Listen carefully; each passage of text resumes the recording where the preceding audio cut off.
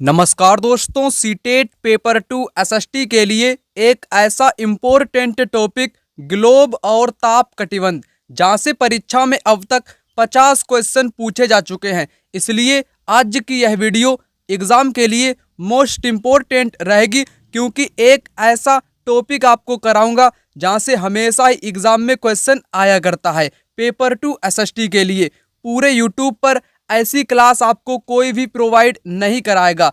और मैं आपसे कह देना चाहता हूं, इस क्लास में आप सभी को अक्षांश देशांतर रेखाओं के बारे में बताऊंगा।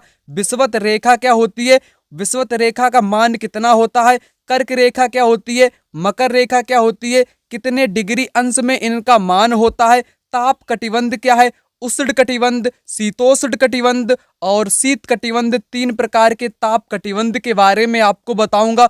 और इनसे रिलेटेड 50 के 50 पीवाईक्यू आप सभी को इसी वीडियो के माध्यम से कराऊंगा। तो सबसे पहले मैं पीवाईक्यू क्वेश्चन से शुरुआत करूं या कॉन्सेप्ट से, तो सबसे पहले आपको पीवाईक्यू दिखाता हूं किस टाइप से आते हैं। उसी प्रकार से आपको यहां पर इंपॉर्टेंट टॉपिक के साथ इंपॉर्टेंट जानकारी बताने का प्रयास करता हूं। इस टॉपिक से एग्जाम में देशांतर रेखाओं से रिलेटेड क्वेश्चन आता है और ग्लोब से रिलेटेड बार बार क्वेश्चन आता है। ठीक है, ग्लोब से भी अनेक प्रकार से क्वेश्चन एग्जाम में बनते हैं और विषुवत रेखा से भी एग्जाम में क्वेश्चन बनते हैं। उसी से मैं अब बात करूंगा उष्ण कटिबंध, यहाँ से भी एग्जाम में हमेशा ही और हर बार इस टाइप के क्वेश्चन आपको देखने को मिलते हैं। कर्क रेखा उत्तर ध्रुवीय वृत्त के बीच का मान क्या है, ठीक सिर के ऊपर सूर्य कब होता है, ऐसी स्थिति कब बनती है। हूबहू क्वेश्चन एग्जाम में थोड़ा बहुत चेंज करके बार बार पूछा करता है। इसलिए आप सभी लोग पूरी ईमानदारी के साथ इस वीडियो को अंत तक अवश्य रूप से देखना, ताकि सारी की सारी चीजें आपको समझ में आ सकें। अगर आपको चैप्टर वाइज पीवाईक्यू क्वेश्चन चाहिए विथ कंटेंट के साथ, यानी कि मैंने आप सभी लोगों के लिए नोट्स भी तैयार किए हैं। नोट्स आपको मिनिमम प्राइस में मिल जाएगा। नोट्स में आपको कंप्लीट हिस्ट्री, ज्योग्राफी, पॉलिटी तीनों क्लास का मिलेगा। 6, 7, 8 वे चैप्टर वाइज रहेंगे, उसमें पीवाईक्यू क्वेश्चन भी रहेगा। जैसे मैंने टॉपिक यहाँ पर आपको बताने वाला हूँ, जो मैं आपको कराऊंगा उसी के पीवाईक्यू आप लोग यहाँ पर देख पा रहे होगे नोट्स के साथ। तो नोट्स के साथ आपको यहाँ पर पीवाईक्यू मिलेगा। नंबर आपकी स्क्रीन पर शो हो रहा होगा, इस नंबर के जरिए आप लोग नोट्स को कंप्लीट ले सकते हो पीडीएफ फॉर्मेट में। तो चलिए इस वीडियो को यहाँ पर शुरू करते हैं। क्वेश्चन तो मैंने आपको बहुत सारे दिखाई दिए। टाइम से रिलेटेड, ग्रीनविच टाइम से रिलेटेड इसी टॉपिक से एग्जाम में क्वेश्चन आता है। तो सारी की सारी चीजें इसी वीडियो में पूरी की पूरी क्लियर की जाएंगी। कोई भी डाउट वगैरह यहाँ पर नहीं रहेगा, क्योंकि टॉपिक इंपॉर्टेंट है। एग्जाम में यहाँ से हमेशा ही क्वेश्चन आया करता है। जो हमारी पृथ्वी है गोलाकार नहीं है, यह उत्तर एवं दक्षिण ध्रुवों पर थोड़ी चपटी तथा मध्य में थोड़ी उभरी हुई है। इसीलिए पृथ्वी को भू-आव के नाम से भी जाना जाता है। एग्जाम में यहाँ से क्वेश्चन पूछा जाता है कि भू-आव क्या है, तो आप सभी को पता होना चाहिए भू-आव पृथ्वी को क्यों कहते हैं। क्योंकि पृथ्वी उत्तर और दक्षिण ध्रुवों पर चपटी हुई है और बीच में यानी कि मध्य में थोड़ी उभरी हुई है, इसीलिए पृथ्वी को भू-आव के नाम से जाना जाता है। ऊपर ये है आपके उत्तर ध्रुव, नीचे है दक्षिण ध्रुव। ये आपके कैसे हैं, ये हैं आपके चपटे हुए, है ना, चपटी हुई है। और बीच में पृथ्वी कैसी है, उभरी हुई है, इसीलिए इसको भू-आव के नाम से जाना जाता है। अब आपको यहाँ पर बताना चाहूंगा ग्लोब के बारे में। ग्लोब पृथ्वी का लघु रूप में एक वास्तविक प्रतिरूप है। इंपॉर्टेंट पॉइंट यहाँ पर दिया गया है। जो ग्लोब होता है हमारी पृथ्वी का एक छोटा सा जो प्रतिरूप है, वो एक वास्तविक प्रतिरूप होता है। तो ग्लोब के बारे में यहाँ पर बताना चाहूँ, ग्लोब विभिन्न आकार एवं प्रकार के हो सकते हैं। बड़े ग्लोब हो सकते हैं, ठीक है ना, जिसे आसानी से एक स्थान से दूसरे स्थान पर नहीं ले जा सकता है। कुछ छोटे हो सकते हैं जिनको हम लोग अपनी जेब में रख सकते हैं, पॉकेट में रखने योग्य छोटे ग्लोब, तथा गुब्बारे जैसे ग्लोब भी होते हैं जिनमें हवा भरी जा सकती है। एक आसानी से एक स्थान से दूसरे स्थान पर ले जा सकते हैं। ग्लोब स्थिर नहीं होते हैं। तो पहली इंपॉर्टेंट लाइन क्या निकल कर आई कि ग्लोब आपके स्थिर नहीं होते हैं। इसे इस प्रकार घुमाया जा सकता है, ठीक है ना, जैसे कुम्हार का पहिया या लट्टू घूमता है। तो ग्लोब को हम लोग क्या कर सकते हैं, इस ग्लोब को यहाँ पर घुमाया जा सकता है, ठीक है ना।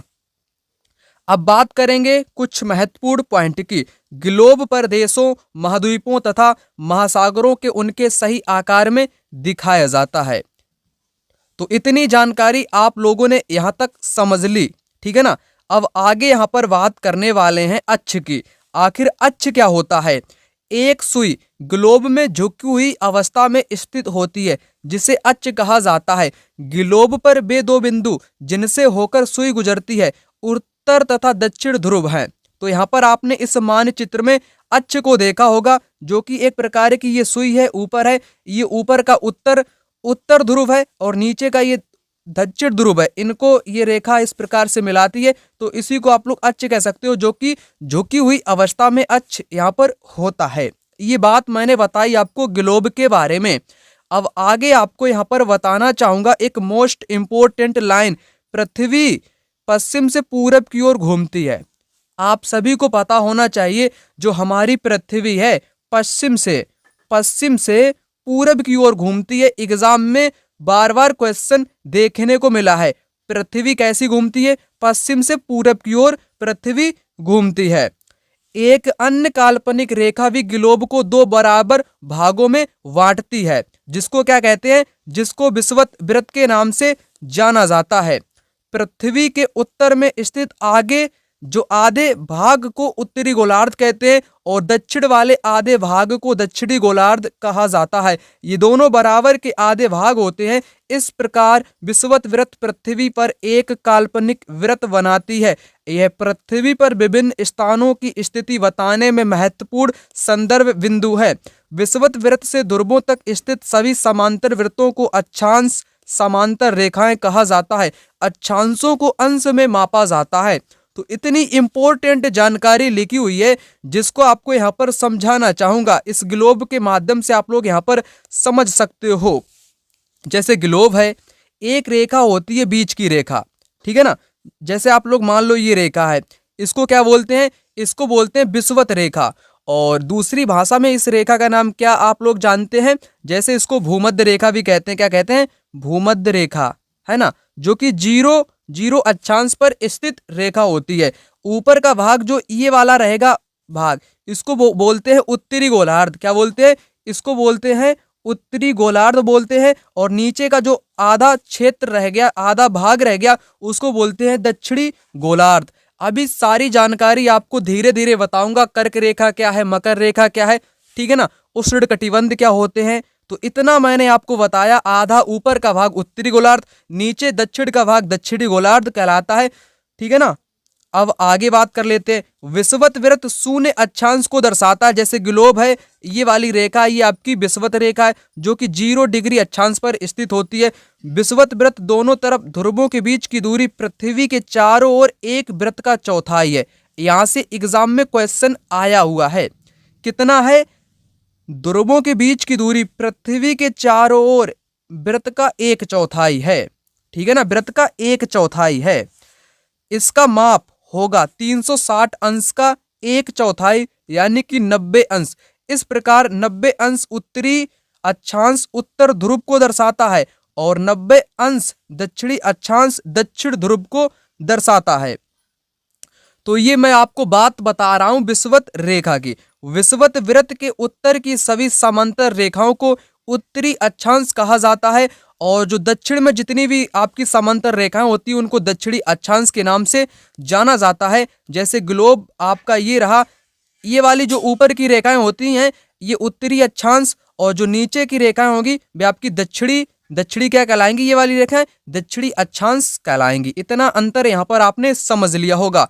और एक महत्वपूर्ण पॉइंट यहाँ पर दिया गया है कि आप जानते हैं अपने स्थान से ध्रुव तारे का कोण मापकर आप अपने स्थान का अक्षांश जान सकते हैं। तो सबसे पहले क्वेश्चन यहाँ पर आपके आ चुके हैं, ठीक है ना। तो क्वेश्चन आपके यहाँ पर आ चुके हैं।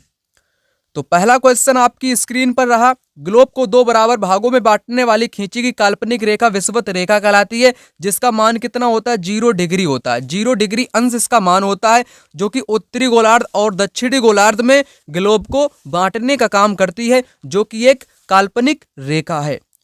और अगला क्वेश्चन यहाँ पर अभी मैंने आपको बताया था ग्लोब के बारे में। ग्लोब पर अक्षांश और देशांतर खींचे गए, बिल्कुल सही है। ये अपने अक्ष पर झुकी हुई अवस्था में, जिसको सुई मैंने आपको समझाया था, बिल्कुल सही है। यह पृथ्वी का वास्तविक प्रतिरूप होता है ग्लोब, जो कि लघु रूप में भी होते हैं और बड़े रूप में भी होते हैं, सही दिया गया है। यह अंडाकार आकृति में नहीं, अंडाकार में नहीं है, बल्कि ये गोलाकार भी नहीं है, ना ही अंडाकार है ना ही गोलाकार है, बल्कि भू आव आकृति है, बीच में उभरी है और उत्तर दक्षिण ध्रुवों में ये चपटी हुई है। तो क्वेश्चन 2023 में आया हुआ है, ठीक है ना, जो मैंने अभी आपको बताया था। अगर हम विषुवत रेखा से दूर जाते हैं तब क्या होता है? अक्षांश या समांतर रेखाओं का आकार कम होता जाता है। अक्षांश या समांतर रेखाओं का आकार कम होता जाता है जैसे हम विषुवत रेखा से दूर जाते हैं। जैसे आप समझ लो, यहाँ पर ग्लोब है, ये बीच की आपकी विषुवत रेखा है। विषुवत रेखा से आप लोग दूर जाओगे ना, तो ऐसी ऐसी आपकी रेखाएं जाएंगी, तो रेखाओं का आकार क्या है? आपको घटता हुआ दिखाई देता होगा। जैसे जैसे हम ऊपर बढ़ेंगे या नीचे की ओर जाएंगे, दूर जाएंगे, तो यहाँ पर एक ऐसा बिंदु आ जाएगा कि वो बिल्कुल कम रेखा की लंबाई रहेगी, यानी कि रेखाओं का आकार घटता जाता है, कम होता जाता है। आपको यहाँ पर मैंने बताने का प्रयास किया। अब आपको आगे की महत्वपूर्ण चीजें यहाँ पर बताने वाला हूँ। कर्क रेखा क्या होती है, मकर रेखा क्या होती है। जैसे जैसे हम विषुवत वृत्त से दूर जाते हैं तो अक्षांशों का आकार घटता जाता है। अगर आप लोग हैंड रिटेन नोट्स खरीदना चाहते हो, जिनमें वर्ष 2011 से अब तक के सारे PYQ क्वेश्चन आपको चैप्टर वाइज मिलने वाले हैं, जो कि मैंने नोट्स के जरिए ही आपको यहाँ पर क्वेश्चन बताने का प्रयास किया है। आप लोग इन नोट्स को भी खरीद सकते हो, जिनका प्राइस मैंने बहुत कम रखा है। आप लोग इस व्हाट्सएप पे कॉल करना या मैसेज करना 9696400597, इस व्हाट्सएप नंबर पे आप लोग कॉल करना। कमेंट सेक्शन में भी मैं इस व्हाट्सएप नंबर को आपको दे दूंगा, वहां से आप लोग कॉल कर सकते हो, ठीक है ना। आप लोग नोट्स PDF में प्राप्त कर सकते हो। बहुत सारे इस टॉपिक से क्वेश्चन देखने को मिले हैं। चैप्टर वाइज आपको यहाँ पर नोट्स प्रोवाइड कराऊंगा, ताकि परीक्षा में आपको पहली बार में ही सफलता प्राप्त हो सके। अब आगे यहाँ पर बात करूंगा। तो मैंने अभी तक आपको विषुवत के बारे में बताया था, और यहाँ पर आप लोग देख सकते हो, विषुवत वृत्त से दूर जाते हैं तो अक्षांशों का आकार घटता जाता है। यहाँ से एग्जाम में क्वेश्चन आया हुआ है। अब ये वाला चित्र रहा, इसको थोड़ा कैसा करूं, थोड़ा छोटा कर लेता हूं, ठीक है ना, जिससे कि आप लोग देख सको। यह जो चित्र रहा, इसमें आप लोग समझना, बीच वाली जो रेखा है इसको विषुवत रेखा बोलते हैं, और इसको भूमध्य रेखा भी बोलते हैं, जिसका मान कितना होता है? 0 डिग्री होता है। और इसके उत्तर में एक रेखा होती है, जिसको बोलते हैं, क्या बोलते हैं? इस रेखा को बोलते हैं कर्क रेखा, जिसका मान 23.5 डिग्री उत्तरी गोलार्ध होता है, ठीक है ना। और एक ऊपर रेखा आपकी होती है उत्तर ध्रुव वृत्त, जिसका मान 66.5 डिग्री उत्तरी गोलार्ध में होता है। उसी प्रकार जिस प्रकार कर्क रेखा उत्तरी गोलार्ध में होती है, उसी प्रकार मकर रेखा भी दक्षिणी गोलार्ध में होती है, उसका भी मान 23.5 डिग्री दक्षिणी गोलार्ध में होता है। फिर उसके बाद दक्षिण ध्रुव वृत्त होता है, जिसका मान 66.5 डिग्री दक्षिण में होता है। कर्क और मकर रेखा के बीच वाले क्षेत्र को उष्णकटिबंध के नाम से जाना जाता है, ठीक है ना। आगे इन चीजों को यहाँ पर बताऊंगा आपको अच्छे ढंग से। देखो, उत्तरी गोलार्ध में कर्क रेखा, ये रहा मानचित्र, ये रही आपकी विषुवत रेखा 0, ऊपर रही ये वाली आपकी कर्क रेखा, जिसका मान 23.5 डिग्री होता है, और नीचे रही ये वाली मकर रेखा, इसका भी मान 23.5 डिग्री होता है, ये दक्षिण में है, और कर्क रेखा आपकी उत्तर में है। कर्क और मकर के बीच वाला क्षेत्र उष्णकटिबंध कहलाता है। इस क्षेत्र में अधिक ऊष्मा प्राप्त होती है। दक्षिणी गोलार्ध में मकर रेखा 23.5 दक्षिणी में है। विषुवत वृत्त के 66.5 उत्तर में उत्तर ध्रुव वृत्त है। विषुवत रेखा के 66.5 दक्षिण में दक्षिण ध्रुव वृत्त है, ठीक है ना। अब बात करेंगे ताप कटिबंध की। तो आप लोग एक बात यहाँ पर याद रखना, बार बार आपको बता रहा हूँ, कोई आपको बार बार नहीं बताएगा। तो ताप कटिबंध से एग्जाम में ना इसने रिकॉर्ड तोड़ा है क्वेश्चन पूछने का, रिकॉर्ड तोड़ दिया क्वेश्चन पूछने का। तो क्वेश्चन आपको बहुत अधिक यहाँ पर देखने को मिलेंगे कटिबंध से संबंधित। तो कटिबंध आपको समझा देता हूँ, आप लोग फिर इनको पढ़ लेना, ठीक है ना। जैसे ये रही आपकी कर्क रेखा, क्या रही? ये रही आपकी कर्क रेखा, और ये वाली रही आपकी मकर रेखा, ठीक है ना। और बीच में आपका क्या होता है? बीच वाली रेखा को क्या बोलते हैं, विषुवत वृत्त बोलते हैं, जो कि 0 पे होती है। तो कर्क और मकर रेखा के बीच वाला जो क्षेत्र, ये वाला क्षेत्र जिसको मैं यहाँ पर लाइनें कर रहा हूँ, तो इसको बोलते हैं उष्ण कटिबंध। क्या बोलते हैं गाइस, उष्ण कटिबंध क्षेत्र बोलते हैं। क्यों बोलते हैं, क्योंकि जो सूर्य होता है, सूर्य की जो सबसे ज्यादा ऊष्मा प्राप्त होती है, तो कर्क रेखा और मकर रेखा के वाले इस बीच वाले क्षेत्र में अधिक ऊष्मा प्राप्त होती है। इसलिए क्या बोलते हैं इसको, इसलिए इस क्षेत्र को उष्ण कटिबंध बोलते हैं, क्योंकि वर्ष में सूर्य एक बार बिल्कुल ठीक सिर के ऊपर में होता है। कर्क रेखा और मकर रेखा के बीच वाले क्षेत्र को उष्ण कटिबंध के नाम से जानते हैं। इतना आपको मैंने बताया। अब आप लोग यहाँ पर पढ़ सकते हो, कर्क रेखा मकर रेखा के बीच के सभी अक्षांशों पर सूर्य वर्ष में एक बार दोपहर में सिर के ठीक ऊपर होता है, इसलिए इस क्षेत्र में सबसे अधिक ऊष्मा प्राप्त होती है। इसे उष्ण कटिबंध कहा जाता है। एग्जाम में बार बार यहाँ से क्वेश्चन आए हुए हैं। आगे, कर्क रेखा तथा मकर रेखा के बाद किसी भी अक्षांश पर दोपहर का सूर्य कभी भी सिर के ऊपर नहीं होता है। ध्रुव की तरफ सूर्य की किरणें तिरछी होती हैं। इस प्रकार उत्तरी गोलार्ध में कर्क रेखा एवं उत्तर ध्रुव वृत्त तथा दक्षिणी गोलार्ध में मकर रेखा एवं दक्षिण ध्रुव वृत्त के बीच वाले क्षेत्र का तापमान मध्यम रहता है, इसलिए इन्हें शीतोष्ण कटिबंध कहा जाता है। अब मैंने बताया था आपको उष्ण कटिबंध के बारे में, अब आपको शीतोष्ण के बारे में बताता हूं। ग्लोब रही, ठीक है ना, ये ग्लोब रही, ये रही आपकी कर्क रेखा, ये रही कर्क रेखा, ये वाली रही आपकी मकर रेखा, और यहाँ पर रहा ये उत्तर ध्रुव वृत्त, इस वाला, ये वाला जो क्षेत्र है इसको क्या बोलते हैं, शीतोष्ण बोलते हैं। क्या बोलते हैं, शीतोष्ण। और यहाँ पर ये दक्षिण ध्रुव वृत्त वाला इस क्षेत्र को क्या बोलते हैं, इसको बोलते हैं शीतोष्ण कटिबंध। आपने यहाँ पर समझ लिया होगा, ठीक है ना। अब आगे बात कर लेते हैं शीत कटिबंध। शीत कहाँ पर होंगे, ध्रुवों में, यहाँ पर में और यहाँ पर में सर्दी ज्यादा पड़ती है, बर्फ जमी रहती है, क्योंकि सूर्य की किरणें यहाँ पर तिरछी पड़ती हैं, वर्ष भर ठंड बनी रहती है। उत्तरी गोलार्ध में उत्तर ध्रुव वृत्त तथा उत्तरी ध्रुव तथा दक्षिणी गोलार्ध में दक्षिण ध्रुव वृत्त तथा दक्षिण ध्रुव के बीच के क्षेत्र में बहुत ठंड होती है, क्योंकि यहाँ सूर्य की जो किरणें होती हैं वो कभी भी ऊपर नहीं आ पाती हैं, इसलिए ये क्षेत्र शीत कटिबंध कहलाते हैं। तो पहला क्वेश्चन यहाँ पर देख सकते हो, जनवरी 2024 की परीक्षा में क्वेश्चन आया हुआ है।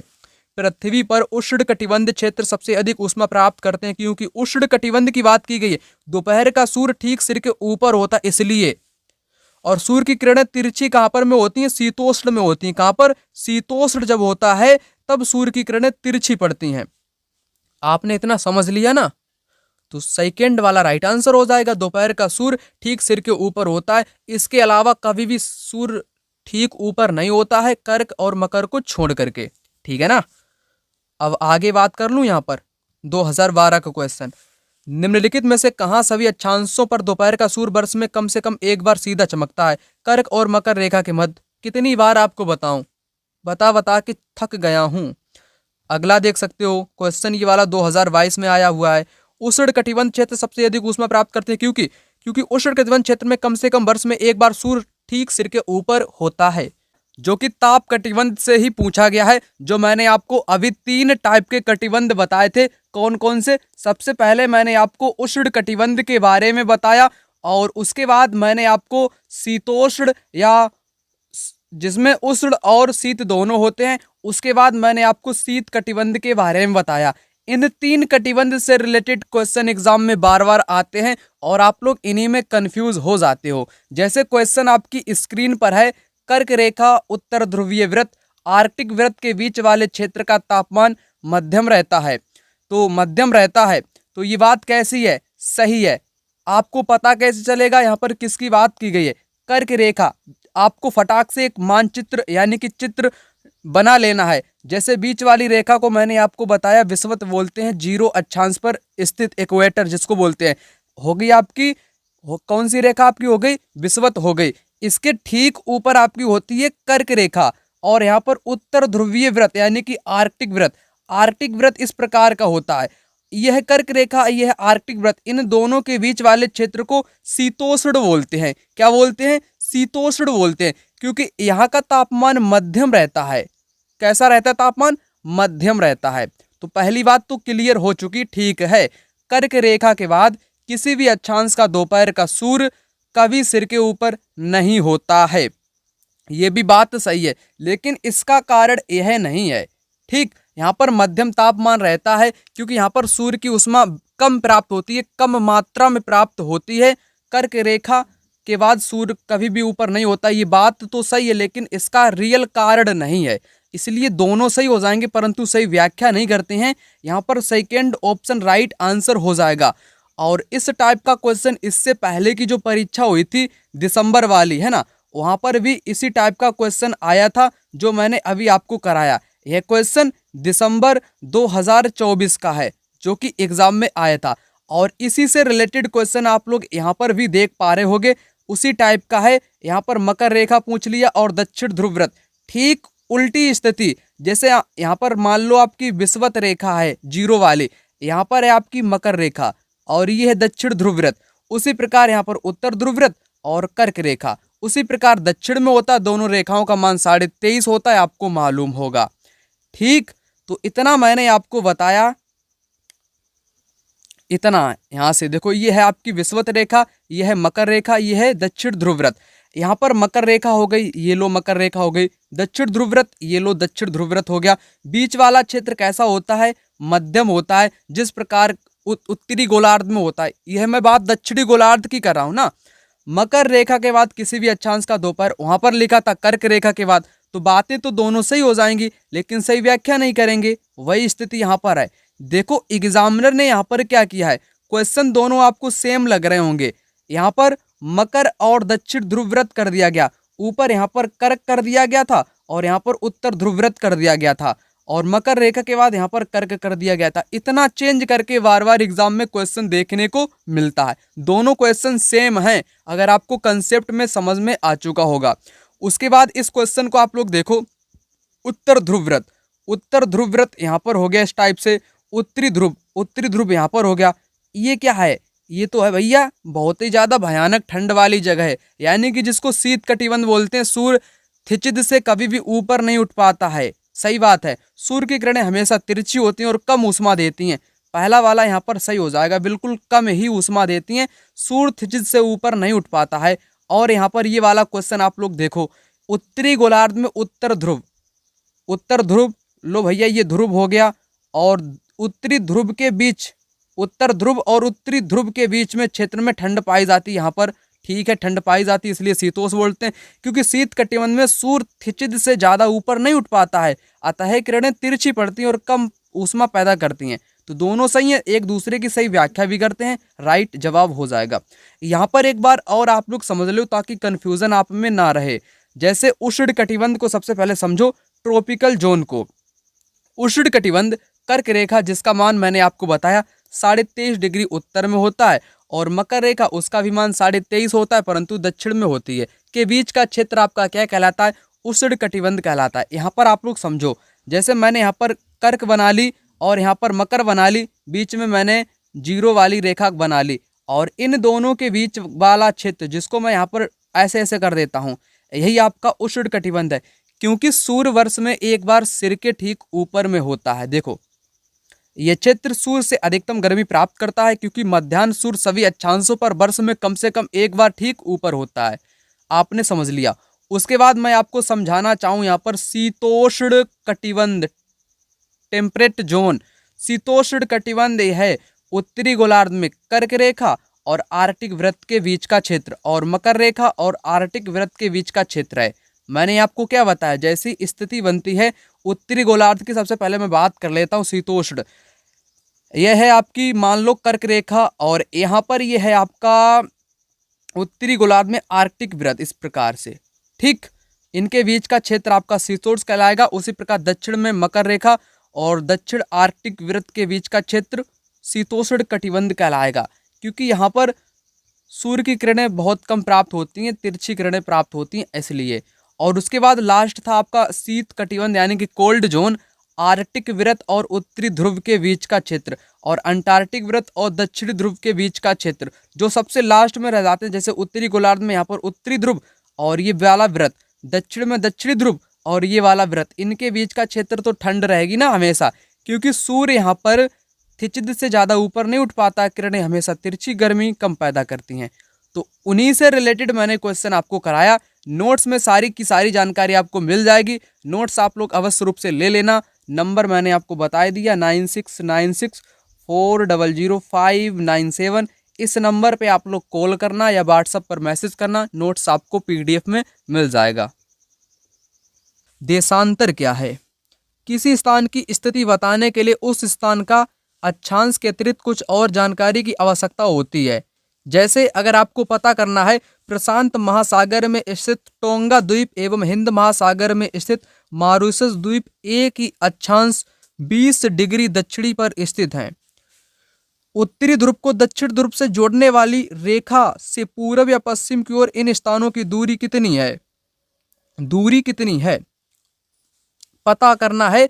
अगर आपको दूरी पता करना है तब आपको किसकी जरूरत पड़ती है? देशांतर की जरूरत पड़ती है। अब आगे आपको बताता हूं क्या महत्वपूर्ण यहां पर रहने वाला है। देशांतर के बीच की दूरी को देशांतर के अंशों में मापा जाता है। प्रत्येक अंश को मिनट में तथा मिनट को सेकेंड में विभाजित किया जाता है। ये अर्धवृत्त हैं तथा उनके बीच की दूरी ध्रुवों की तरफ बढ़ने पर घटती जाती है। किसकी? देशांतर की। यहाँ पर आप लोग समझना, देशांतर जो होते हैं, देशांतर ध्रुवों की तरफ बढ़ने पर घटती जाती है। देशांतर की दूरी ध्रुवों की तरफ बढ़ने पर घटती जाती है। जैसे देशांतर रेखाएं आपकी कुछ इस प्रकार से होती हैं। ध्रुव की तरफ बढ़ने पर इन क्या होता जाता है? घटती जाती हैं। ठीक है ना, यहाँ पर आपका बताया गया है। एवं ध्रुवों पर शून्य हो जाती हैं जहां सभी देशांतरी यामोत्तर आपस में मिलती हैं। तो ध्रुवों पर क्या हो जाती हैं? शून्य हो जाती हैं। अक्षांश समांतर रेखाओं से भिन्न सभी देशांतरी यामोत्तरों की लंबाई समान होती है। जो देशांतर रेखाएं होती हैं उनकी लंबाई कैसी होती है? समान होती है। इसलिए उन्हें सिर्फ मुख्य संख्याओं में व्यक्त करना कठिन था। तब सभी देशों ने निश्चय किया कि ग्रीनिच, जहां ब्रिटिश राजकीय वेधशाला स्थित है, से गुजरने वाले यामोत्तर से पूर्व और पश्चिम की ओर गिनती शुरू की जाए। इस यामोत्तर को प्रमुख यामोत्तर कहते हैं। इसका मान 0 डिग्री देशांतर है। यहाँ से हम 180 पूर्व या 180 पश्चिम तक गणना करते हैं। ठीक है ना। आगे प्रमुख यामोत्तर तथा 180 डिग्री यामोत्तर मिलकर पृथ्वी को दो समान भागों पूर्वी गोलार्ध और पश्चिमी गोलार्ध में विभक्त करते हैं। इसलिए किसी स्थान के देशांतर के आगे पूर्व के लिए अक्षर पूरब तथा पश्चिम के लिए पा का प्रयोग किया जाता है। यह जानना रोचक होगा 180 डिग्री पूरब और 180 डिग्री पश्चिम यामोत्तर एक ही रेखा पर स्थित हैं। यहाँ पर आप लोग क्वेश्चन देख सकते हो देशांतर यामोत्तर के विषय से संबंधित। सभी देशांतरी यामोत्तरों की लंबाई कैसी होती है? समान होती है। प्रमुख यामोत्तर का मान 0 डिग्री देशांतर होता है। भूमध्य रेखा 60 डिग्री देशांतर यामोत्तर को निरूपित करती है। बिल्कुल गलत दिया गया है। ठीक है ना, 0 को निरूपित करती है। अब आगे यहाँ पर बात करेंगे देशांतर और समय की। चलिए आपको यहाँ पर बताता हूँ देशांतर और समय के बारे में। समय को मापने का सबसे अच्छा साधन पृथ्वी है, चंद्रमा है, ग्रहों की गति है। तो हम लोग समय की गणना या समय को मापने का साधन किसको मान सकते हैं? तो समय कैसे मापा जाता है? पृथ्वी के द्वारा मापा जाता है, चंद्रमा के द्वारा मापा जाता है और ग्रहों की गति के द्वारा मापा जाता है। सूर्योदय और सूर्यास्त प्रतिदिन होता है। अतः स्वाभाविक ही है कि यह पूरे विश्व में समय निर्धारण का सबसे अच्छा साधन है।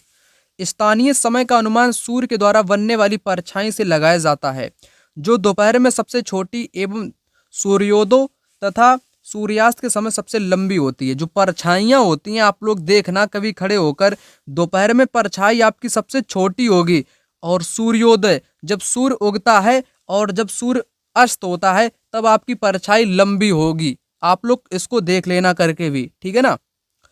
ग्रीनिच पर स्थित प्रमुख यामोत्तर पर सूर्य जिस समय आकाश के सबसे ऊंचे बिंदु पर होगा उस समय यामोत्तर पर स्थित सभी अक्षांशों पर दोपहर होगी। मोस्ट इंपोर्टेंट पॉइंट लिखा हुआ है, एग्जाम में यहाँ से क्वेश्चन भी आया हुआ है कि ग्रीनिच पर वह या आकाश में वह सबसे ऊंचा बिंदु जिस पर यामोत्तर पर सभी स्थान पर दोपहर होगी, है ना।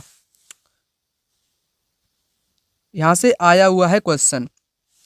पृथ्वी पश्चिम से पूरब की ओर चक्कर लगाती है, अतः वे स्थान जो ग्रीनिच के पूरब में है उनका समय ग्रीनविच से आगे होगा तथा जो पश्चिम में है उनका टाइम पीछे होगा। मोस्ट इंपोर्टेंट लाइन यहाँ पर लिखी हुई है, आपकी परीक्षा में क्वेश्चन भी पूछे जाते हैं कि ग्रीनिच का टाइम सुबह होगा या शाम होगा, यहाँ पर इतना बज रहा है, दोपहर का उतना बज रहा है। इससे संबंधित बहुत सारे, कम से कम बात करूं 100-200 क्वेश्चन एग्जाम में अब तक पूछे जा चुके हैं। क्वेश्चन आप लोग कैसे सोल्व करोगे वो तरीका आपको यहाँ पर बताऊंगा। तो सबसे पहले आपको याद रखना है, जो स्थान ग्रीनविच के पूरब में है उनका टाइम आगे होगा, जो स्थान पश्चिम में है उनका टाइम पीछे होगा। और आपको ये भी पता होना चाहिए 24 घंटे में पृथ्वी 360 डिग्री घूमती है, तो इसलिए 1 घंटे में 15 डिग्री घूमती है और 1 डिग्री घूमने में उसको 4 मिनट का टाइम लगता है। इतनी जानकारी आपको पता हो तो आप लोग क्वेश्चन को कर सकोगे। क्वेश्चन करने का तरीका आपको यहाँ पर बताने वाला हूँ, ठीक है ना, यहाँ पर बताने वाला हूँ। और यहाँ पर एक महत्वपूर्ण जानकारी और यहाँ पर में दी गई है, भारत ग्रीनविच के 82.5 यानी कि 82 डिग्री 30 मिनट पूर्व में स्थित है। यहाँ का समय ग्रीनविच समय से 5.5 घंटा आगे है, इसलिए जब लंदन में दोपहर के 2 बजे होंगे तब भारत में शाम के 7:30 बजे होंगे। कुछ देशों का देशांतरीय विस्तार अधिक होता है जिसके कारण वहाँ 1 से अधिक मानक समय अपनाए गए हैं। उदाहरण के लिए रूस में 11 मानक समय अपनाए गए हैं। पृथ्वी को 1-1 घंटे वाले 24 समय क्षेत्रों में डिवाइड किया गया है। इस प्रकार प्रत्येक समय क्षेत्र 15 डिग्री देशांतर तक के स्थान को घेरता है। यहाँ से एग्जाम में बार बार क्वेश्चन आए हुए हैं, ठीक है ना। आपने यहाँ पर क्या समझा, भारत ग्रीनविच के पूरब में स्थित है, कितने पर, 82.5 यानी कि 82 डिग्री 30 मिनट पर है, इसलिए ग्रीनविच से 5.5 घंटा भारत का टाइम आगे रहता है। जब लंदन में 2 बजता है तब भारत में शाम के 7:30 बजता है। कुछ देशों का देशांतरीय विस्तार अधिक होता है जिसके कारण 1 से अधिक मानक समय अपनाए गए हैं, जैसे रूस रसिया में 11 हैं, ठीक है ना, और पृथ्वी को 1 घंटे वाले 24 समय जोन में बांटा गया है और प्रत्येक जोन आपका 15 डिग्री देशांतर क्षेत्र को घेरता है। अब आपका चैप्टर हो जाता है समाप्त। अब आपको यहाँ से कराता हूँ क्वेश्चन, कितना मैंने अभी आपको बताया, ठीक है ना। तो क्वेश्चन आप देख सकते हो, ग्रीनिच पर स्थित प्रमुख यामोत्तर पर सूर्य जिस समय आकाश के सबसे ऊंचे बिंदु पर होगा उस समय यामोत्तर पर सभी स्थान पर क्या होगी, दोपहर होगी, भरी दोपहरी होगी, ठीक है ना। क्वेश्चन अभी मैंने आपको पॉइंट बताया था, यहाँ पर कुछ जो हमने ऐड किए हैं पॉइंट उनको आप लोग यहाँ पर समझ लो तो क्वेश्चन आपके सारे हो जाएंगे। पृथ्वी कैसे घूमती है, पृथ्वी पश्चिम से और पश्चिम से पूरब की ओर घूमती है, इंपॉर्टेंट है। जो स्थान ग्रीनविच के पूरब में उनका समय ग्रीनविच से आगे होगा, याद कर लेना पॉइंट, ठीक है ना, नोट्स आप लोग खरीद लेना। जो स्थान ग्रीनविच के पश्चिम है उनका समय ग्रीनविच से पीछे होगा। उदाहरण के द्वारा समझते हैं, पृथ्वी 24 घंटे में 360 डिग्री घूमती है, 1 घंटे में 15 डिग्री घूमती है, 4 मिनट में 1 डिग्री घूमती है, अर्थात 1 डिग्री बराबर 4 मिनट। 1 डिग्री बराबर 4 मिनट क्वेश्चन आप 1 डिग्री से ही सोल्व करोगे, ठीक है ना। कुछ क्वेश्चन यहाँ पर आप लोग देख सकते हो, जुलाई 2024 में आया हुआ है। जो स्थान ग्रीनविच के पश्चिम है उनका समय कैसे होगा, पीछे होगा। पृथ्वी पश्चिम से पूरब की ओर चक्कर लगाती नहीं, पृथ्वी पश्चिम से पूरब की ओर लगाती, बात गलत है, ठीक है ना। पहला वाला राइट आंसर यहाँ पर स्टेटमेंट हो जाएगा। जैसे क्वेश्चन एग्जाम में इस प्रकार से बहुत सारे एग्जाम में आते हैं कि टाइम 12 बजे है तो 15 डिग्री में पूरब का टाइम क्या होगा, इस प्रकार से क्वेश्चन आता है। और आप लोग यहाँ पर देख सकते हो, जब लंदन में अपराहन, अपराहन का मतलब क्या होता है, अपराहन और पूर्वाहन, अपराहन मतलब दोपहर के 2 बजे होते हैं तो भारत में 7:30 बजे शाम के होते हैं। भारत ग्रीनविच के पूरब में 82.5 स्थित है, दोनों सही आपके हो जाएंगे और सही व्याख्या भी यहाँ पर करेंगे। 1 से अधिक देशांतर वाले देश मैंने अभी आपको बताया, ठीक है ना, वहाँ से भी एग्जाम में क्वेश्चन इस प्रकार से देखो, आप लोग देख सकते हो। कुछ देशों का देशांतरीय विस्तार अधिक होता है जिसके कारण वहाँ 1 से अधिक मानक समय अपनाए गए हैं। पृथ्वी को 1-1 24 घंटे में बांटा गया है, प्रत्येक समय क्षेत्र 15 डिग्री को घेरता है। तीनों आपके यहाँ पर सही दिए गए हैं, ठीक है ना। और क्वेश्चन अंतर्राष्ट्रीय तिथि रेखा से भी पूछा जाता है जो कि केवल और केवल 180 देशांतर के साथ चलती है, जो कि जलीय भाग से ही केवल गुजरती है ना, जलीय भाग से केवल गुजरती है, प्रशांत महासागर के बीचों बीच से। ये देखो आप लोग क्वेश्चन यहाँ पर देख सकते हो, ये भी एग्जाम में आया हुआ है। क्वेश्चन एग्जाम में इस प्रकार से और पूछे जाते हैं। 24 घंटे में अपने अक्ष पर इतना घूमती है, 1 घंटे में इतना घूमती है, ग्रीनविच के 12 बजे हैं तो इतना कब बजेगा, 11 बजेगा। इस प्रकार के क्वेश्चन मैं आपको यहाँ पर बताने वाला हूँ, ठीक है ना। यहाँ पर आपको बता देता हूँ।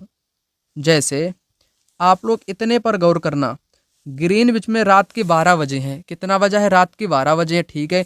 ग्रीनविच के 15 डिग्री पश्चिम में पूछा है। मैंने आपको बताया था पश्चिम का टाइम हमेशा कैसा होगा, पश्चिम पूछे तो आपको घटा देना है, यानी कि आपको पीछे कर देना है, घटा करके पीछे कर देना है। इसके लिए अलग से भी वीडियो आपको प्रोवाइड कराऊंगा, टाइम कैसे करते हैं। आप लोग कमेंट बॉक्स में कमेंट कर देना, सभी लोग कमेंट करना कि टाइम से रिलेटेड क्वेश्चन की एक वीडियो आप सर करा दो, तो आपका कंसेप्ट वहाँ पर में क्लियर हो जाएगा। इस क्वेश्चन को कराता हूँ।